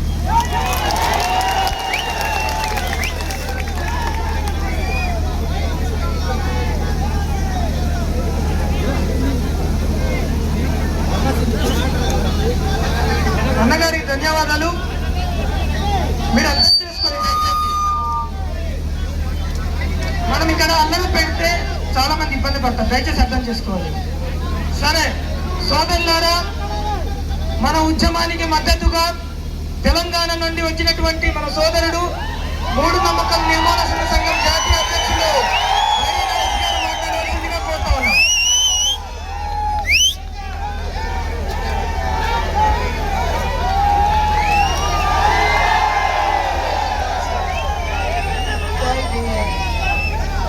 జై భీమ్, జై ఆదివాసీ. జై భీమ్, జై ఆదివాసీ. ముందుగా నేను కేవలం జీవో నంబర్ 3 మరియు 1/70 యాక్ట్ గురించి మాత్రమే మాట్లాడతానని తెలియజేస్తున్నాను. గౌరవ పోలీస్ అధికారులు కానీ లేదా నన్ను వ్యక్తిగతంగా ద్వేషించే మత పెద్దలు కానీ మీరేం ఆవేశపడక్కర్లేదు. నేను మీ చేత దెబ్బలు తినడానికో అరెస్ట్ కావడానికో ఒకరి చేత చెప్పించుకునే బిడ్డను కాదు. నేను బాబాసాహెబ్ అంబేద్కర్ బిడ్డనే. జోహార్ బాబాసాహెబ్ అంబేద్కర్. కొనసాగిద్దాం బాబాసాహెబ్ అంబేద్కర్ స్ఫూర్తితో, పోరాడదాం రాజ్యాంగ స్ఫూర్తితో శాంతియుతంగా. జై భీమ్, జై గిరిజన. ఆదివాసుల హక్కుల కోసం పోరాడదాం. మిత్రులారా, పెద్దలారా, చాలా కాలం పాటు మీడియా కొద్దిమంది చేతిలో ఉండి అధికారులు ఇచ్చిన కాగితాలను ముద్రించడమో, పాలకులు చేసిన కుట్రలను ముద్రించి మన ప్రజలకి, మైదాన ప్రజలకి సమాచారం ఇచ్చారు. ఇప్పుడు ఇదే ఏజెన్సీ గడ్డలో పుట్టినటువంటి సోషల్ మీడియా ఇన్ఫ్లుయెన్సర్స్ అందరూ కలిసి వాళ్ళ గోడును, వాళ్ళ బాధను వాళ్ళ కెమెరాతో, వాళ్ళ గొంతుతో, వాళ్ళ యాస, వాళ్ళ భాషతో పెట్టారు కాబట్టి ఈ పోరాటం ఇలా ఉపయోగించలేదు. ఈరోజు చాలా మంది గిరిజన ప్రాంత యువత అనగానే రకరకాల చెడ్డ అలవాట్లకో, గంజాయికో, మద్యానికో బానిసలయ్యారని తప్పుడు ప్రచారం చేస్తున్నారు. అలాంటి వాళ్ళందరికీ చెప్పు దెబ్బగా పోరాట బిడ్డలుగా ఇక్కడికి వచ్చారు.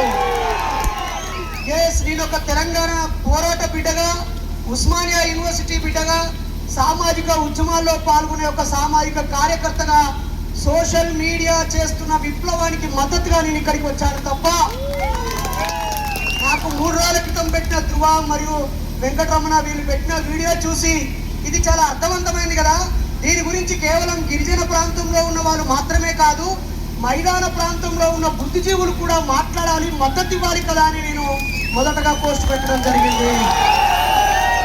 గిరిజనుల కోసం గిరిజనులు మాట్లాడడమో లేదా ఈ గిరిజనుల పేరుతో ఏర్పడ్డ ఐటీడీ మనందరి పైసలు తీసుకొని జీతాలు తీసుకునే అధికారులు మాట్లాడడమో కాదు. ఈ గిరిజనుల మీ దగ్గర నుంచి స్ఫూర్తిని పొందిన మైదాన ప్రాంత గిరిజనేతరులు కూడా దీనికి మద్దతు ఇవ్వాలి. ఆయా పువ్వుల మీద వాలిన తేనెటీగలు ఒక్కొక్క చుక్కను తన కాళ్ళకు అంటుకొని తమ భవిష్యత్తు బిడ్డల కోసము చిన్న తేనె చెట్ట కట్టుకొని అందులో ఆ తేనెను దాచుకొని తన బిడ్డకి ప్రసవించి దాన్ని కాపాడడం కోసం ఒక అందమైన తేనె చెట్టను, మధురమైన తీపిని అక్కడ పెడితే ఎక్కడి నుంచో వచ్చినటువంటి రాబందులు, గద్దలు, దోపిడీదారులు ఆ బిడ్డలను చంపేసి రాయితో ఆ తేనె చెట్టను కొట్టాలనుకున్నారు. కానీ ఆ తేనెటీగలు పువ్వుల మకరందాలనే కాదు, తన నొదుట ఉన్నటువంటి ముళ్ళును కూడా ఉపయోగించి ఆ దోపిడీదారులను చలిచీమలు ఏకమైనట్టుగానే తేనెటీగల దాడికి తప్పు చేసే వాళ్ళందరూ గురికాక తప్పదు. శ్రీకాకుళ రైతాంగ పోరాటం తర్వాత ఏర్పడిన మీ బతుకుల్లో వెలుగులు నింపడం కోసం ఏర్పడిన ఈ ఐటీడీఏలు ఇంకా వెలుగులు నింపలేదు, కానీ ఎక్కడి నుంచో వచ్చిన కొండమ్మ మాత్రం ఏడని ఇల్లు కట్టిందట. ఆమెది ఇక్కడి భాష కాదు, ఇక్కడి బతుకు కాదు, ఇక్కడి మెతుకు కాదు, ఇక్కడి బతుకులో భాగం కాకుండానే ఆమె ఏడిగులు కట్టగలిగింది. మరి తాత ముత్తాతల నుంచి ఇక్కడే పుట్టి ఆకాశంలో ఎగురుతున్న పక్షిని కొట్టగలిగిన, తనకంటే వేగంగా పరిగెత్తే పులులను వేటాడగలిగిన, మదించిన ఏనుగును కూడా బంధించిన ఈ వీరులు ఇంకా ఎందుకు తినడానికి తిండి, కట్టుకోవడానికి బట్ట, ఉండడానికి ఇల్లు లేదు? ఇంకా ఎంతకాలం ఈ ఐటీడీఏల మీదనే ఆధారపడాలి? ఇంకా ఎంతకాలం ఆయా ప్రాంతాల్లోంచి, మైదాన ప్రాంతాల్లో నుంచి వచ్చిన ప్రజాప్రతినిధులు చెప్పు చేతుల్లో ఉండే నాయకుల చేతిలో మోసపోవాలి? అందుకే ఈరోజు ఇన్ఫ్లుయెన్సర్స్ అందరూ కేవలం గొట్టం చేతిలో పట్టుకున్నాం కాదు బిడ్డ, మా గొంతు, మా బతుకును సమాజానికి చూపిస్తున్నాం. ఈరోజు ఏ ఒక్క వ్యక్తి కూడా, ఇన్ఫ్లుయెన్సర్స్ ఏ ఒక్కరు కూడా కెమెరా వెనక నుండి ఇక్కడి బతుకులు చూపిస్తున్నారు. అందుకే ఈ విజయం ఇన్ఫ్లుయెన్సర్స్ రే. ఈ జనరేషన్ లో నేను తెలంగాణ ఉద్యమంలో పాల్గొని అనేక సార్లు జైల్లోకి వెళ్ళిన, పోలీస్ స్టేషన్లోకి బంధించబడ్డా, కానీ అక్కడ వచ్చిన పోరాటం కంటే ఇక్కడ మీ పోరాటంలో ఇంకా ఎక్కువ నీతి, న్యాయం, ధర్మం ఉంది. ఒకవేళ ఈ మైదాన ప్రాంతం వాళ్ళు ఈ గిరిజన ప్రాంతానికి ఎవరైనా వస్తే మేము 2 చేతులు చాచి ఆహ్వానిస్తాం. మీరు అతిథులే కానీ హక్కుదారులు కాదు, ఖబర్దార్ బిడ్డల్లా. మీరొస్తే తేనెనిస్తారు, మీరొస్తే ఆతిథ్యం ఇస్తారు, పండ్లు ఫలాలు, కాలుష్యం గాని గాలి నీళ్లు మీకు ఇస్తారు. కానీ ఇక్కడి ప్రజల బతుకుల పొట్టలు కొడితే బిడ్డ, మిమ్మల్ని కొట్టడం మీకు పెద్ద పని కాదు. ఏనుగును బంధించిన వాళ్ళు, చిరుతలను తరిమి కొట్టిన వాళ్ళు, క్రూర మృగాలతో కూడా స్నేహం చేసి ఈ పచ్చని ప్రకృతిని కాపాడుతున్న ఈ బిడ్డల బతుకుల్లో జీవో నంబర్ 3ను రద్దు చేయడము, అలాగే 1/71 చట్టాన్ని నిర్వీర్యం చేయడం అనేది చాలా సిగ్గుచేటు. నేను ఒక వీడియో పెట్టిన తర్వాత చాలా మంది మైదాన ప్రాంత ప్రజలు నాకు ఫోన్ చేసి, నీకు దీనికి ఏం సంబంధం అని అడిగారు. అయ్యా, నేను ఫస్ట్ మనిషిని, నేను ఫస్ట్ భారతీయుని. అలాగే సుప్రీంకోర్టు ఒక తీర్పునిచ్చింది అంటున్నారు. అత్యున్నత న్యాయస్థానం సుప్రీంకోర్టే, దాన్ని గౌరవించాల్సింది మనమే. కానీ గుర్తుపెట్టుకోండి, మొట్టమొదటి రాజ్యాంగ సవరణ జరిగింది ఎందుకో తెలుసా మీ అందరికీ? చట్టం ముందు అందరూ సమానమే అని, గిరిజనులు, గిరిజనేతరులు, బీసీలు, ఎస్సీలు, ఎస్టీలు చెల్లవని చంపకం దొరై రాజన్ అనే ఆవిడ అక్కడ తమిళనాడులో ఒక కేసు పెట్టి ఆ యొక్క బీసీలకి డాక్టర్ సీట్ ఇచ్చారు. నేను పెద్ద కులంలో పుట్టడమే తప్ప చట్టం ముందు అందరూ సమానమే కదా, మరి నా బిడ్డకి ఇవ్వకుండా నాకంటే ఒక మార్పు తక్కువ వచ్చినటువంటి బీసీ బిడ్డకు ఎలా ఇచ్చారని ఆ తల్లి కేసు వేస్తే అక్కడి హైకోర్టు ఇది చట్టం ముందు సమానమే కాబట్టి ఆర్టికల్ 14 ప్రకారంగా అయినా లింగము, ప్రాంతము, భేదం ఉండొద్దని చెప్పి నోటికాడు కుక్కను తీసేస్తే, గుర్తుపెట్టుకోండి, నోటికాడి కుక్కను తీసేసి చట్టం ముందు అందరూ సమానమైన సుప్రీంకోర్టు దాకా వెళ్ళి గెలిస్తే అక్కడ పెరియార్ ఈవి రామస్వామి బాబాసాహెబ్ దోస్త్ ఒక పిలుపునిచ్చాడు. చట్టం ముందు సమానం కాదు, సమానం కావడం కోసం చట్టము అని చెప్పాడు. సమానం కావడం కోసం చట్టం పనిచేయాలి. ఎప్పుడో సాహు మహారాజు పోరాటంతో తన రాజ్యంలో రిజర్వేషన్లు ఇచ్చాడు. అలాగే జస్టిస్ పార్టీ తీర్మానంతో తమిళనాడులో బీసీలకి, ఎస్సీలకి, ఎస్టీలకి రిజర్వేషన్లు వచ్చాయి. ఆ తర్వాత ఈ భారతదేశంలో బాబాసాహెబ్ అంబేద్కర్ ఆర్టికల్ 340, 41, 42 పేర్లతో ఎస్సీలకి, ఎస్టీలకి, బీసీలకి వాళ్ళ జీవితాల్లో ఆర్థికంగా, విద్యాపరంగా, సామాజికంగా ఎదగడం కోసం రిజర్వేషన్లు ఇచ్చారు. కానీ ఈ చట్టం ముందు సమానం అనే ఒక అంశం వల్ల, చట్టం ముందు సమానమైన అంశం వల్ల మా నోటికాడు కుక్క పోతుందని ఆయన పోరాటం చేస్తే మొట్టమొదటి రాజ్యాంగ సవరణ జరిగి చట్టం ముందు సమానం కాదు, వాళ్ళ హక్కుల కోసము ఈ చట్టాన్ని సవరించాలని మొట్టమొదటి రాజ్యాంగ సవరణ జరిగింది మిత్రులారా. కాబట్టి ఈరోజు గిరిజన ప్రాంతం అంటేనే చాలా మందికి ఈ ప్రకృతి అందాలు గుర్తుకు రావాలి. ఇక్కడికి వచ్చి 4 రోజులు సేద తీరిపోవడానికి గుర్తుకు రావాలి. లేదా రకరకాల విషయాల్లో కాస్త వెనుకబడి ఉంటే ముందున్నవాడు, కడుపు నిండిన వాడే కడుపు ఎండిన వాడికి అండగా నిలబడాలి. ఈరోజు ఈ ప్రాంతంలో చదువుకున్న వాళ్ళు మీరు కోపంగా ఒక మాట అంటున్నాను, మీకు బుద్ధి ఉందా అని అడుగుతున్నాను. ఉద్యోగం చేస్తున్న వాళ్ళు మీకు బుద్ధి ఉందా అని అడుగుతున్నాను. ఇక్కడ కాయ కష్టం చేసే బిడ్డలందరూ వీడికి వచ్చారు పోరాటం చేయడానికి. మరి జీవో నంబర్ 3 రద్దవుతున్న రోజు నుంచి వెళ్ళి ఆ పేరుతోనే ఉద్యోగం పొందిన వాళ్ళందరూ ముందుకురాలి. కొంతమంది ఇక్కడ బీపీఎఫ్ నాయకులు వచ్చారు, ఉపాధ్యాయ నాయకులు వచ్చారు, చైతన్యం ఉన్న వాళ్ళు లీవ్ పెట్టుకుని వచ్చారు. వాళ్ళందరినీ రేపొద్దున నోటీసులు ఇవ్వడానికి ఇక్కడ సీసీ కెమెరా, కంటెంట్ కెమెరాలే కాదు, ఆ యొక్క ప్రభుత్వం యొక్క గూఢాచారి కెమెరాలు కూడా ఇక్కడ కనిపిస్తున్నాయి.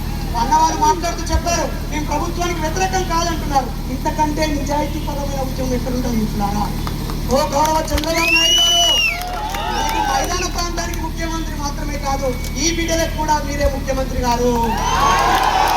గౌరవ ఉప ముఖ్యమంత్రి పవన్ కళ్యాణ్ గారు, మీరు ఉప ముఖ్యమంత్రి ఏమో కానీ మిమ్మల్ని ప్రేమగా నిస్వార్థంగా ప్రేమించే బిడ్డలు ఇక్కడ నీ అభిమానులు ఉన్నారు. మీ స్టైల్ అనుకరించే వాళ్ళు, మిమ్మల్ని ప్రేమించే వాళ్ళు ఉన్నారు. మరి ఇదే ప్రాంతంలో ఈ పోరాటానికి వైఎస్ఆర్సీపీ నుంచి ఎంపీగా ఎమ్మెల్యే గెలిచిన మాకు ఓట్లేసిన బిడ్డల గొంతు వినిపించడం కోసం ఇక్కడ ఒక ఎంపీ గారు, ఒక ఎమ్మెల్యే గారు సాధారణ పౌరులాగా వచ్చి నిలబడ్డారు. ఇది కంటెంట్ క్రియేటర్స్ యొక్క విజయము. మన నాయకుడు చెప్పాడు, మొత్తం ప్రాంతానికి తల్లి లాంటిది ఇక్కడ ఉన్న జిల్లా కలెక్టర్, తండ్రి లాంటిది ఇక్కడ జిల్లా కలెక్టర్. ఈ జిల్లానే గిరిజన జిల్లా, ఇక్కడ ఉండే కలెక్టరే తల్లి తండ్రి, మొత్తం మనందరికీ జవాబుదారి. తాను ఇంత పెద్ద ప్రజలు ఇక్కడికి వస్తే తాను ఇంకో చోటికి వెళ్ళడం అనేది నిజంగా ఇది మనం రిక్వెస్ట్ చేద్దాం, డిమాండ్ కాదు. మనం ఏం రిక్వెస్ట్ చేద్దాం, మా గోడు వినడం కోసం మా మధ్యలో వచ్చినదే మా వాళ్ళు, నిజమా కాదా? అలాగే చివరిగా మిత్రులారా, ఈ జనాన్ని చూసి ఖచ్చితంగా ఈ కూటమి ప్రభుత్వం మీకు అనుకూలంగా ఒక నిర్ణయం తీసుకుంటది. అలా తీసుకోకపోతే కూటమి ప్రభుత్వానికి వ్యతిరేకంగా మీరు కూడా ఒక నిర్ణయం తీసుకోవాలి. అండగా ఉంటే తోడుగా ఉంటాం, అడ్డగిస్తే ఖచ్చితంగా తరిమి కొడతాం. పోరాడితే పోయేదేమీ లేదు, బానిస సైన్యం తప్ప. కాబట్టి ఈ గడ్డ మీద కుట్ర చేసి ఆల్రెడీ భూములు ఆక్రమించి బినామీలుగా ఉన్నారు.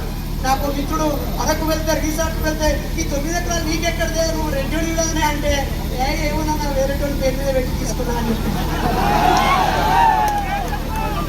సో మేము మధ్యాహ్న ప్రాంత ప్రజలుగా, మైదాన ప్రాంత ప్రజలుగా, నాన్ ట్రైబల్ గా, ఒక బీసీ బిడ్డగా ఈ ఉద్యమానికి పూర్తిగా మద్దతునిస్తున్నాం.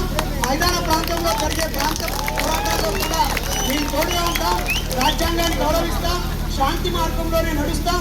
ఎవరినో విమర్శించడం, అవమానించడం, కించపరచడం, ఉద్రేకాన్ని రేకెత్తించడం, శాంతి భద్రత దెబ్బతీయడం వెంట్రుకంతా కూడా మాకు ఇష్టం లేదు.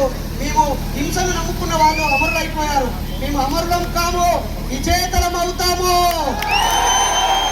విద్యార్థుల దగ్గరికి, గ్రామ ప్రజల దగ్గరికి వెళ్తామని ఈ సమస్యని కళ్ళకు కట్టినట్టుగా చూపించిన ఈ కెమెరా కార్మికులందరికీ, వీళ్ళకి ఎవరు జీతాలు ఇయ్యడు, వీళ్ళందరూ జీతాల కోసం పనిచేసేవాళ్ళు కాదు, ఇక్కడ జీవితాల కోసం పనిచేసేవాళ్ళు.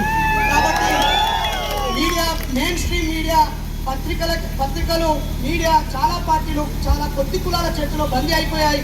కాబట్టి సోషల్ మీడియా ఈ ప్రజా సమస్యలు ఎత్తుకున్నందుకు అభినందనలు తెలియజేస్తూ, ఈ పోరాటంలో మమ్మల్ని భాగస్వామ్యం చేసినందుకు మీకు కృతజ్ఞతలు తెలియజేస్తూ, ఒక ఉపన్యాసకుడిగా, సోషల్ యాక్టివిస్ట్గా, రాజ్యాంగం పైన అవగాహన వ్యక్తిగా, మీ తమ్ముడిగా మేమందరం తోడుగా ఉంటామని, మీ వెనుకాల ఉస్మానియా యూనివర్సిటీ ఉంటుంది, తెలంగాణ పోరాట బిడ్డలు ఉంటారు, రాజ్యాంగం చేత వచ్చిన అంబేద్కర్ వారసులు మీతో ఉంటారు, ఈర్సా ముండా వారసులు ఉంటారు, కొమరంపి వారసులు ఉంటారు, కొద్ది కొమరయ్య వారసులు ఉంటారని తెలియజేస్తూ నన్ను భాగస్వామ్యం చేసినందుకు మరోసారి జై భీమ్, జై ఇన్సాన్.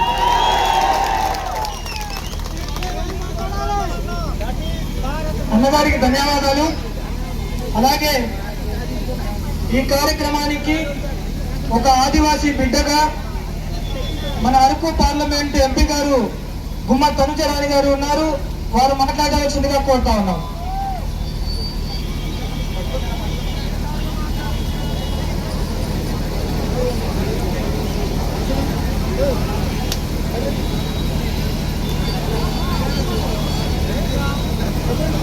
ఈరోజు ఈ కార్యక్రమానికి విచ్చేసిన ఏఎస్ఆర్ డిస్ట్రిక్ట్ యువతకు మన యూత్ అందరికీ కూడా పాదాభివందనాలు తెలియజేస్తున్నాను. ఎందుకంటే ఏదో పార్టీ పిలిస్తేనో, ఏ సంఘం పిలిస్తేనో, లేకపోతే ఎవరు వచ్చారనో, మూవీ యాక్టర్స్ వచ్చారనో మీ అందరూ రాలేదు. మనందరం ఎందుకు వచ్చాం? మన హక్కుల కోసం వచ్చాం, మన భూమి కోసం వచ్చాం, మనకున్న రైట్స్ కోసం వచ్చామని చెప్పి ఈ సందర్భంగా తెలియజేస్తా ఉన్నాను. అయితే మీ అందరికీ పిలుపునిచ్చి, మీ అందరికీ ఇన్విటేషన్ ప్రతి ఒక్కరికి చేరేలా చేసిన మన సోషల్ మీడియా ఇన్ఫ్లుయెన్సర్ కి మనమందరూ కూడా కృతజ్ఞతలు తెలియజేసుకోవాలి. ఎందుకు అంటే ప్రతి ఒక్కరు కూడా డిఫరెంట్ జాబ్స్ చేస్తూ ఉంటారు, డిఫరెంట్ గవర్నమెంట్ పనులు చేస్తూ ఉంటారు. కానీ ఈ రోజు మన హక్కుల కోసం కానీ మన రైట్స్ కోసం కానీ రావాలంటే అందరి కూడా ఏకదాటిగా ఒకటే పదంగా ఐక్యమత్యంగా తీసుకొని వచ్చిన మన సోషల్ ఇన్ఫ్లుయెన్సర్ కి మనందరూ ఒక్కసారిగా కృతజ్ఞతలు చేయాలి. అదే విధంగా మరి మన పూర్వీకులు మనకి ఏమి ఇచ్చారు? బంగారం ఇవ్వలేదు, వెండి ఇవ్వలేదు, భూమి ఇచ్చారు. భూమిని కాపాడుకునే బాధ్యత ఎవరి మీద ఉంది? మన మీద ఉంది. కాబట్టి ఈ రోజు ఒకటే నినాదంతో మనందరం ముందుకెళ్ళాలి. మన భూమి మన హక్కు, మన భూమి మన హక్కు, మన భూమి మన హక్కు. దీనికి తీసేయడానికి లేదు. రాజ్యాంగ నిర్మాత అయిన డాక్టర్ బిఆర్ అంబేద్కర్ గారు ఇచ్చిన హక్కు ఇది.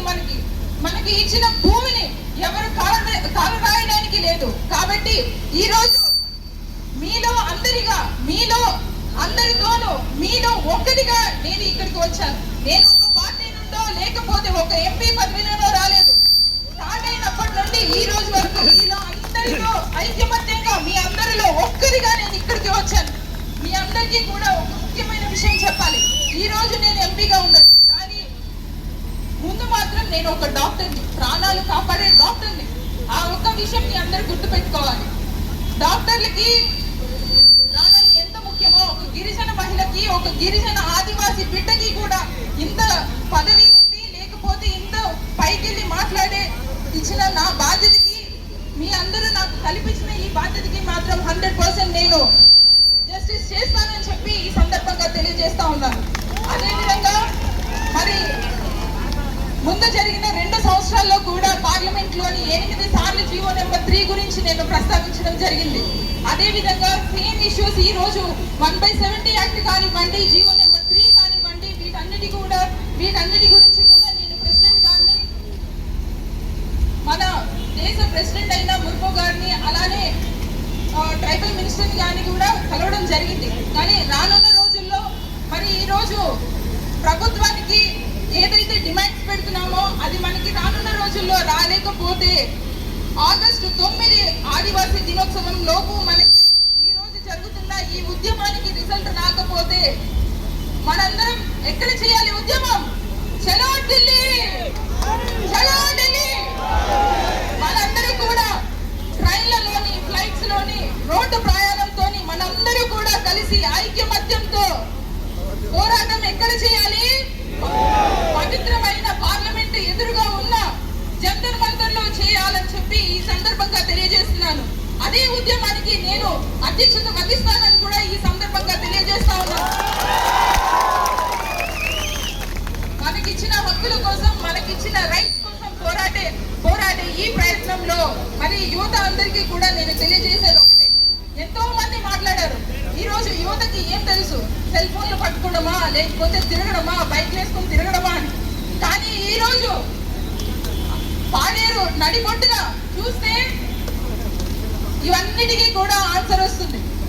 ఇదంతా ఒక రాజకీయ పార్టీలో, కులాలో, మతాలో చేయలేదు. యువత ముందుకు వచ్చిందని చెప్పి ఈ సందర్భంగా తెలియజేస్తా ఉన్నాం. ఈ యువత వెనుక నేనుంటానని చెప్పి ఈ అందరికీ మాటిస్తున్నాం. ఖచ్చితంగా ఈ రోజు మనం ఏదైతే డిమాండ్స్ పెట్టామో ఆ డిమాండ్స్ కి గవర్నమెంట్ దిగి రాకపోతే ఖచ్చితంగా మనందరూ కూడా చలో ఢిల్లీ అనే కార్యక్రమాన్ని చేపడతామని తెలియజేస్తూ, మరి ఈ రోజు ఒక మనిషి కదిలితే ఊరు కదులుతుంది, ఒక ఊరు కదిలితే ప్రాంతం కదులుతుంది, ప్రాంతం కదిలితే చరిత్ర సృష్టిస్తుందని చెప్పి ఈ రోజు మీ అందరూ చేసి చూపించారని చెప్పి ఈ సందర్భంగా తెలియజేస్తూ, ఈ రోజు కొమరం భీమ్ వారసుడిగా, మల్లి కామయ్య వారసుడిగా, అల్లూరి సీతారామరాజు వారసుడిగా, రాజ్యాంగ నిర్మాత అయిన డాక్టర్ బిఆర్ అంబేద్కర్ గారి ముద్దు బిడ్డల్లాగా మనందరూ ఒకే స్వరంతో, ఒకే నినాదంతో ముందుకెళ్దాం. జై ఆదివాసీ, జై ఆదివాసీ, జై ఆదివాసీ.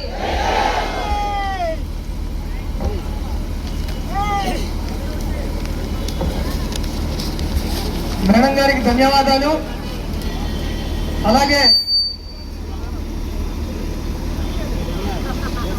ఒక ఎమ్మెల్యే గారైనా సాధారణ ఒక ఆదివాసీ బిడ్డగా మన ఉద్యమానికి వచ్చినటువంటి పాడేరు ఎమ్మెల్యే విశ్వేశ్వరరాజు గారు మాట్లాడవలసిందిగా కోరుతా ఉన్నాం. దయచేసి వక్తలకు చిన్న మనవి విజ్ఞప్తి ఏమనుకోవద్దు, సమయం పాటించాలి. 2 నిమిషాలే, దయచేసి మీరు అందరూ కూడా అర్థం చేసుకొని పెద్ద మనసుతో క్షమించాలని మీ అందరూ కూడా విజ్ఞప్తి చేస్తున్నాను.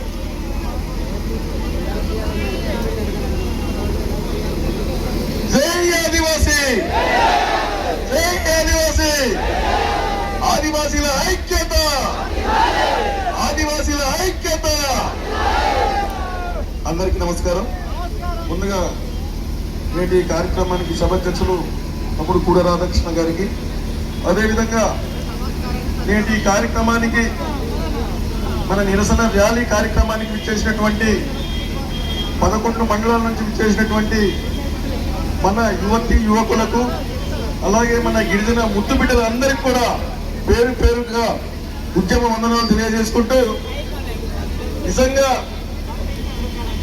ఏదైతే మన గిరిజన సంఘాలు, రాజకీయ పార్టీలు, అదేవిధంగా యువత అందరూ కలిసి ఒక కార్యాచరణ చేపట్టి, అంటే మొట్టమొదటిసారిగా అంటే ఈ కార్యాచరణ రూపొందించిన తర్వాత చింతపల్లిలో ర్యాలీ ఒకటి చేపట్టడం జరిగింది. ఆ ర్యాలీకి వేలాది మంది తరలి వచ్చి నిజంగా ఆ రోజు విజయవంతం చేయడం జరిగింది. అదేవిధంగా నేటి ఈ కార్యక్రమానికి నిజంగా చూస్తే కనుచూపు మీరలో వేలాది మంది మన గిరిజన బిడ్డలు ఈ కార్యక్రమానికి విచ్చేసి విజయవంతం చేయడం జరిగింది.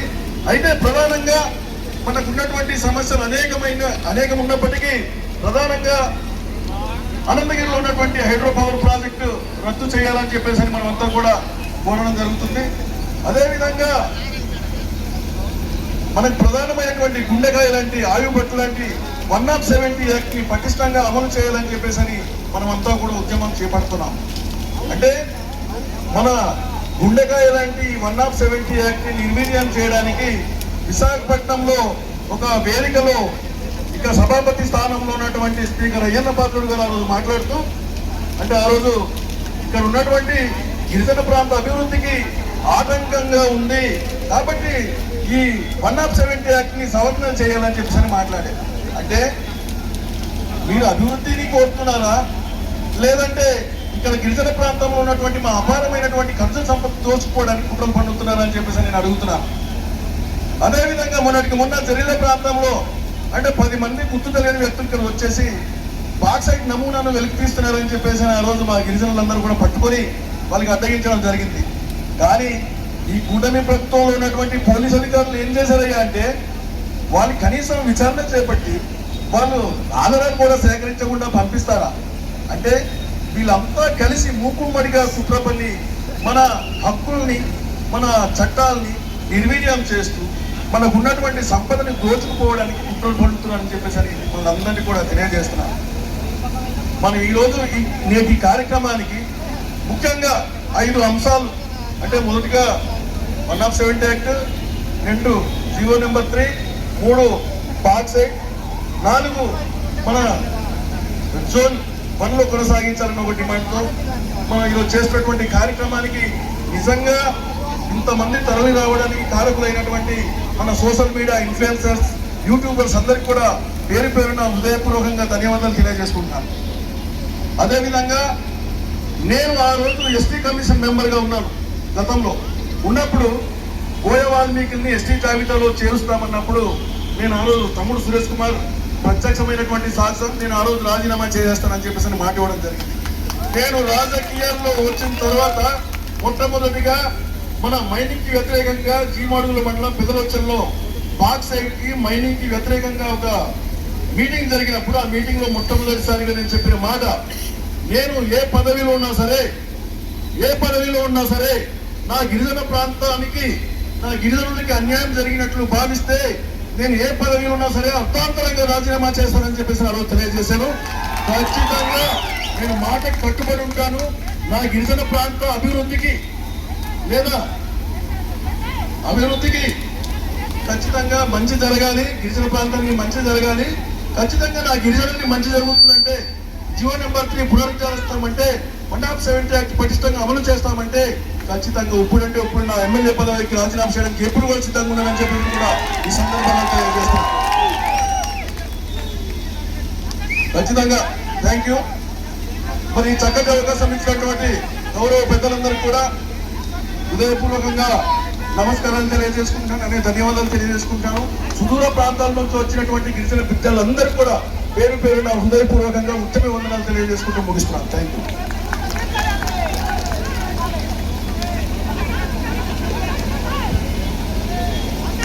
అన్నగారికి ధన్యవాదాలు. అలాగే ఈ కార్యక్రమాన్ని ఉద్దేశించి గిరిజన ఉద్యోగుల సంఘం జిల్లా అధ్యక్షులు మాసాల ఈశ్వరరావు అన్న గారు మాట్లాడవలసిందిగా కోరుతా ఉన్నాం.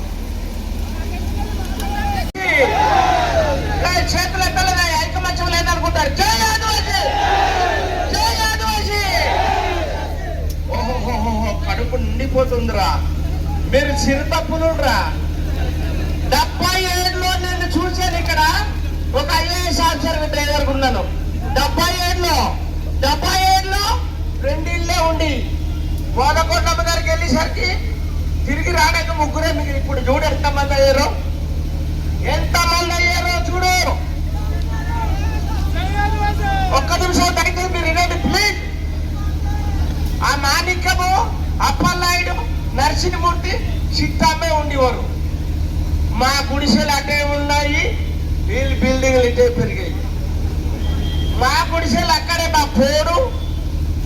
మా ఆదివాసుల తాలూగా మలేరియా, ధనేరియా, అంబాలి, డిప్ప అదే మిగిలింది. ఈ మిగతా వాళ్ళందరూ కాదు కానీ పండగ గట్టాలు ఆలే, పూజారులు ఆలే, అందరు ఆలే. ఇదేం ధర్మం చెప్పండి, ఇదేం ధర్మం చెప్పండి. అప్పుడు IAS ఆఫీసరు టి గోపాలరావు గారు ఎలా పనిచేసేవారు? కాగితం ఇస్తే గుర్రం మీద వెళ్ళిపోయారు. గుర్రం మీద వెళ్ళిపోయి అది గిరిజనులు అయితే గిరిజనులకు ఇచ్చేవారు. ఇప్పుడు IAS ఆఫీసర్ అని కాగితం ఇస్తే దాని మీద ఇనిషియలే కదా, డైరెక్ట్ టు ద కళ్యాణి, ఇది ఎక్కర్ ఇమీడియట్లీ రిపోర్ట్ పొంది. అదే చెప్తున్నాను. ఈ కాగితం తలారికెళ్తుంది, ఆ తలారిని ఎంక్వైరీ చేయడం రాదు అంటున్నాను. ఇప్పుడు ఇచ్చిన కలెక్టర్లు, ఇప్పుడు ఇచ్చిన POలు, ఇప్పుడు ఇచ్చిన జాయింట్ కలెక్టర్లు ఈ విధంగా చేస్తారు. కాబట్టి నా వయసు 67, జీవో నెంబర్ 3 మీద కానీ ఆదివాసులు ఏ పోరాటం చేసినా మీ ఎమ్మడి ఉంటాను, మీతో కలుస్తాను, మీతో నిలుస్తాను, మీతో పరిగెడతాను. ఇది ఏదైనా రెడీ చేయి ఆదివాసి. ఈ పట్టు ఇడవకూడదు. ఈ పట్టు ఇడిసేవా చంద్రబాబు నాయుడు ఒక దొంగ, జగన్మోహన్ ఒక దొంగ. ఉండదు. వాళ్ళిద్దరు కూడా జీవో పట్టించుకోరు. నాకు కొట్టేయండి కానీ వీళ్ళిద్దరు కూడా జీవో పట్టించుకోరు. మీరే పట్టించుకోండి, మీరే తొక్కండి, మీరే తరమండి, మీరే తెచ్చుకోండి, మీరే కొట్లాడి చేయండి.